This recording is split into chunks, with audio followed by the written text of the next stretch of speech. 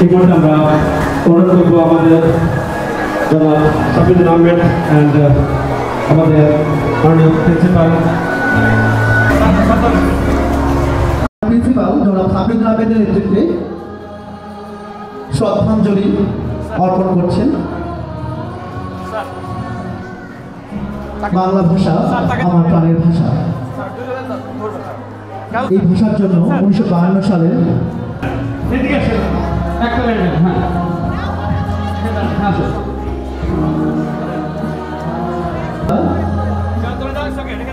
তারা শ্রদ্ধাঞ্জলি জ্ঞাপন করছে। আমরা লাইনে দাঁড়িয়ে অত্যন্ত শৃঙ্খলা সহিত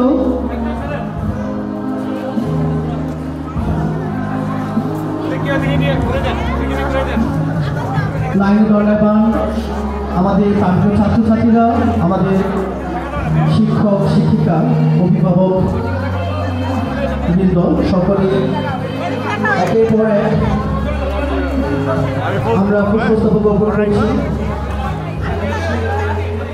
প্রথমে ছোট ছাত্রছাত্রীরা সবার এগিয়ে আসছে।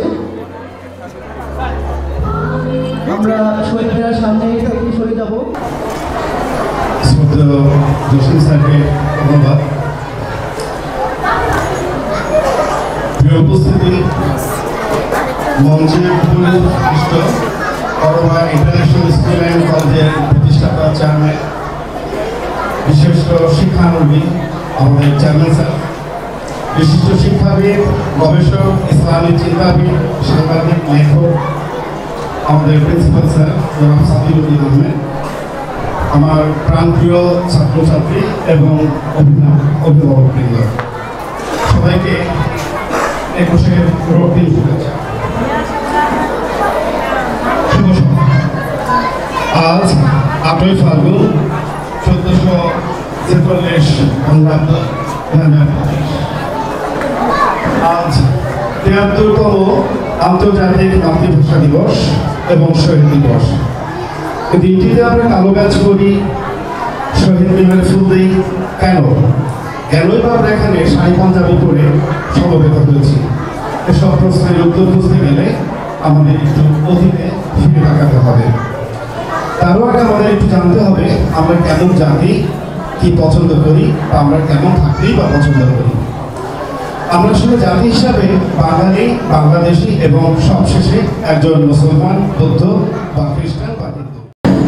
আজকে এই শহীদ দিবস ও আন্তর্জাতিক মাতৃদিবস উদযাপন করতে আলোচনা সভায়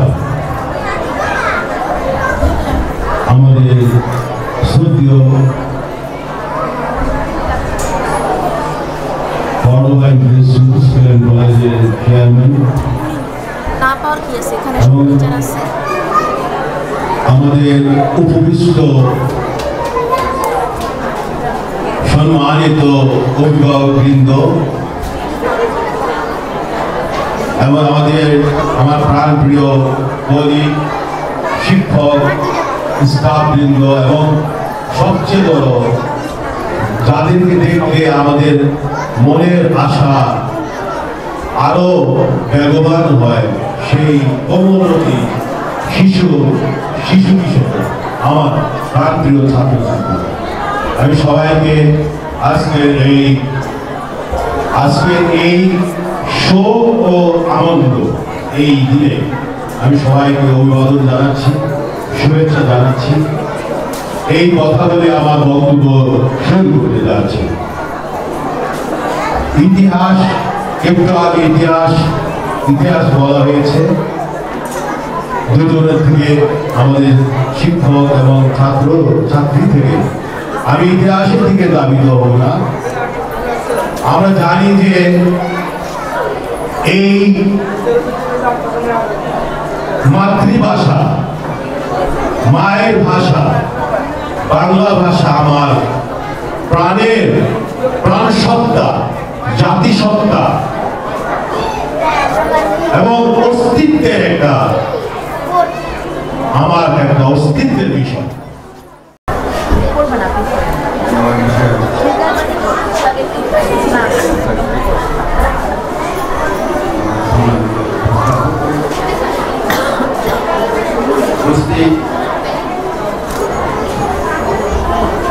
আজকের এই 21শে ফেব্রুয়ারি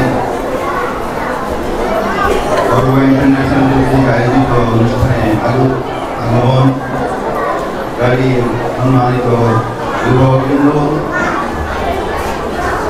ছাত্রছাত্রীবৃন্দ, উপস্থিত প্রতিষ্ঠানের সাথে সম্পৃক্ত সম্মানিত শিক্ষক শিক্ষিকাবৃন্দ এবং আমার প্রিয় প্রতিষ্ঠানের কর্মকর্তা কর্মচারীবৃন্দ, সবাইকে আমার অন্তিম শুভেচ্ছা। আমার বক্তব্যের শুরুতে আমি তাদের আত্মার মাগফিরাত কামনা করছি, যারা এই ভাষাকে টিকিয়ে রাখার জন্য, মায়ের ভাষাকে, মাতৃভাষাকে আমাদের মাঝে টিকিয়ে রাখার জন্য জীবন উৎসর্গ করেছে, তাদের আত্মার মাগফিরাত কামনা করছি।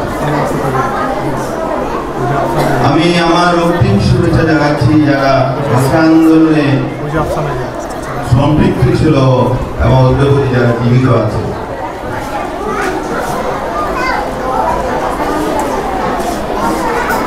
এই ভাষা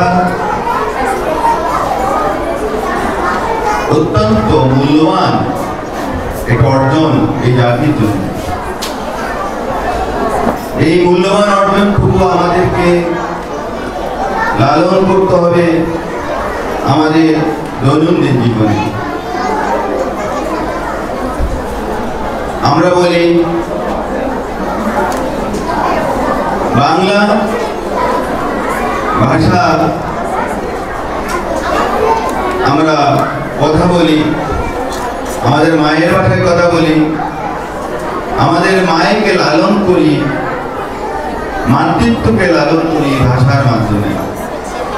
আমরা আমাদের অভিব্যক্তি প্রকাশ করি। আজকে বিশ্বে প্রায় সারা বিশ্বে এক হিসাব মতে প্রায় 101 কোটি অধিক জনগোষ্ঠী বিশ্বের বিভিন্ন স্থানে বাংলা ভাষাভাষী জনগোষ্ঠী অবস্থান করছে। আজকের দিনটি পালন হচ্ছে বিশ্বের প্রায় 10টি দেশে, যেটা আমাদের জন্য অত্যন্ত গৌরবের। এই গৌরবান্বিত অধ্যায় আমরা শুধু 21 ফেব্রুয়ারি 8 ফাল্গুন এই দিনের মধ্যে অন্তর্নিহিত না রেখে এই দিনের মধ্যে আমরা এই দিনটিকে আমরা পালন করার মাধ্যমে বাংলা ভাষাকে আমরা অবশ্যই সম্মান করে যাচ্ছি, স্মরণ করছি, কিন্তু এটা আমাদেরকে লালন করতে হবে সবসময়। বাংলা এমন ভাষা যে ভাষায় আপনারা জানেন, আমার ছাত্রছাত্রী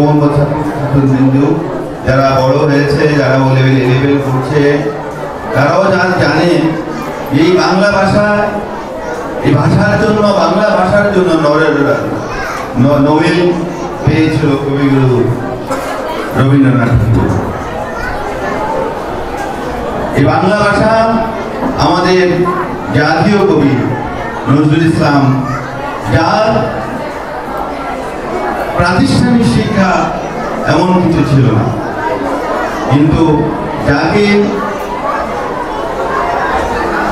যার লেখাকে যাকে বিশ্লেষণ করে আজকে সারা বিশ্বে আমাদের ভাষার উপরে পিএইচডি হচ্ছে রবীন্দ্রনাথ, কবি নজরুল। যাই হোক, আমি ওই অধ্যায়ে যাচ্ছেন আজকের দিনটি কথা বলি। 21শে ফেব্রুয়ারি এমন একটা দিন, যে দিনটি আমাদেরকে আসলে লালন করতে হবে, প্রতিদিন লালন করতে হবে। আমাদের ছাত্রছাত্রীকে বলতে দিতে হবে কেন আমরা এই দিনটি পালন করি, বাংলা ভাষা কেন প্রয়োজন। এটা একটা সুন্দর ভাষা, মিষ্টি ভাষা। বাংলা ভাষা এত মিষ্টি, এত সুন্দর। আমরা যখন আমাদের জাতীয় সঙ্গীত গাই, আমার মনে হচ্ছে আমি ব্যক্তিগতভাবে একটু শিহরিত হই যখন আমাদের ন্যাশনাল অ্যান্থেমে বাচ্চারা জাতীয় সঙ্গীত আবৃত্তি করে। মাগো তোর বদন খানি মলিন হলে আমি জানি না ভুলে যাচ্ছি কিনা, জলে ভাসি, এই কথাগুলো, আমার সোনার বাংলা আমি তোমায় ভালোবাসি। এই যে সুমধুর যে চয়নগুলো, যে কথাগুলো, মিষ্টি কথাগুলো যখন সহস্বরে সবাই উচ্চারিত করে, তখন শিহরিত হতে হয়। আমার মনে হয় পৃথিবীর কোনো ভাষা দিয়ে যদি আমাদেরকে কোনো জাতীয় সঙ্গীতকে যত সুন্দর মিউজিককে সাজানো হোক, এই যে বাংলা ভাষায় যেটা রচিত হয়েছে সেটা আমাদের সামনে উপস্থাপিত হলে যেভাবে আমরা উপলব্ধি করি, সেটা মনে হয় কোনোভাবে আমরা উপলব্ধি করতে পারবো না। সেটা আমরা আত্মার সাথে মিশে আছে। এই জাতিকে সমৃদ্ধ করতে হলে বাংলাকে লালন করতে হবে। এই জাতিকে সমৃদ্ধ হলে আমাদের সবাইকে বাংলা ভাষার প্রতি নজর দিতে হবে। আজকে ইংরেজি মিডিয়াম স্কুল স্টেজে দাঁড়িয়ে আমি কথা বলছি, আমি বলার সাহস রাখি এই জন্য, কারণ আমি সবসময় একটা জিনিস এই প্রতিষ্ঠানের শিক্ষার সাথে, ইংরেজি মিডিয়াম শিক্ষার সাথে বাংলাকে এত সুন্দরভাবে আমি উপস্থাপন করার জন্য আমার শিক্ষকদের বৃন্দদেরকে, সম্মানিত শিক্ষক বৃন্দদেরকে যেভাবে আমি বলে দিচ্ছি, যেভাবে বলে যাচ্ছি, ওরা সুন্দরভাবে উপস্থাপন করার চেষ্টা করছে। বাংলাকে বাচ্চাদের মাঝে প্রথিত করে দেওয়ার জন্য, তারা যেন সারা জীবন তাদের মনে প্রথিত রাখতে পারে বাংলা তাদের ভাষা, বাংলা তাদের মায়ের ভাষা, বাংলা তাদের সবকিছু, বাংলাই তাদেরকে সারা বিশ্বে সংরক্ষিত করবে। আমি আশা করি আমার সম্মানিত অভিভাবকবৃন্দ এবং শিক্ষকবৃন্দকে আমার অনুরোধ থাকবে বাংলার প্রতি সুবিশেষ নজর দিতে।